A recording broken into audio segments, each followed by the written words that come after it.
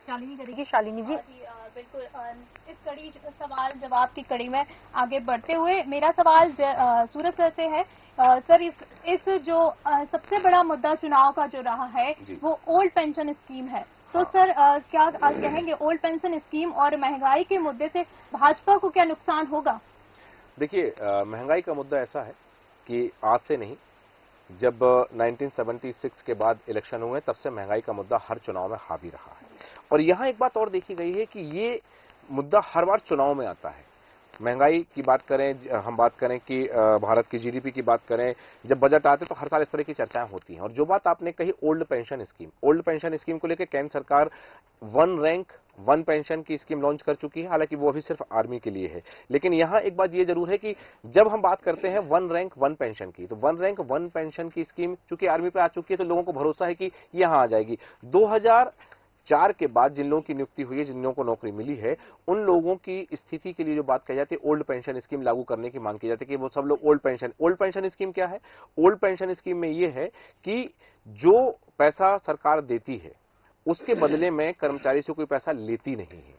और नई स्कीम में यह है कि जो कर्मचारी है उसका पैसा भी एक निश्चित परसेंट जो है 10% वो है खाते में जमा होता है और उसमें सरकार जोड़ करके पैसा देती है। ये नई स्कीम है, नई योजना है। तो कर्मचारी क्या चाहते हैं कि ओल्ड पेंशन स्कीम हो ताकि उनकी सैलरी से कोई पैसा ना कटे।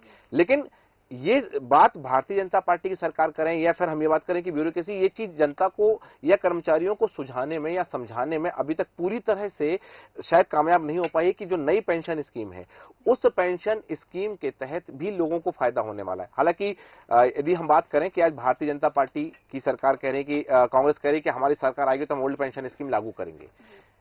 हिमाचल में सरकार है कांग्रेस की, छत्तीसगढ़ में सरकार है कांग्रेस की, राजस्थान में सरकार है कांग्रेस की। क्या वहां पर ओल्ड पेंशन स्कीम लागू कर दी गई है?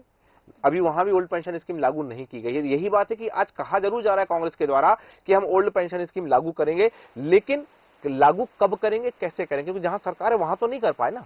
तो ये जो बात है, ये हाँ भारतीय जनता पार्टी से अपेक्षा थी कि वो अपने घोषणा पत्र में, अपने संकल्प पत्र में इस बात का जिक्र करेंगे कि नई पेंशन स्कीम की जगह ओल्ड ओपीएस लागू करेंगे, ओल्ड पेंशन स्कीम लागू करेंगे। लेकिन एक मास्टर स्ट्रोक और यहां पर भारतीय जनता पार्टी ने अपने संकल्प पत्र में जिक्र किया, जिसका कि हर परिवार से एक व्यक्ति को नौकरी दी जाएगी। ये ओल्ड पेंशन स्कीम की घोषणा ना करके उससे कहीं बड़ा दाव चल दिया है भारतीय जनता पार्टी ने इस चुनाव में कि ये उससे ज्यादा इंपैक्टफुल होने वाला है। क्योंकि ओल्ड पेंशन स्कीम किसके लिए है? रिटायर्ड पर्सन के लिए है। और ये किसके लिए? युवाओं के लिए है। तो युवाओं के यदि नौकरी के लिए आश्वस्त हो गए वो कि मुझे रोजगार मिल जाएगा, नौकरी मिल जाएगी, तो वो जो वोटिंग है वो कहीं ना कहीं एक पक्ष में जा सकती है, बजाय इसके कि ओल्ड पेंशन स्कीम केवल बुजुर्गों के लिए है, पेंशनर्स के लिए है, वृद्ध व्यक्तियों के लिए है।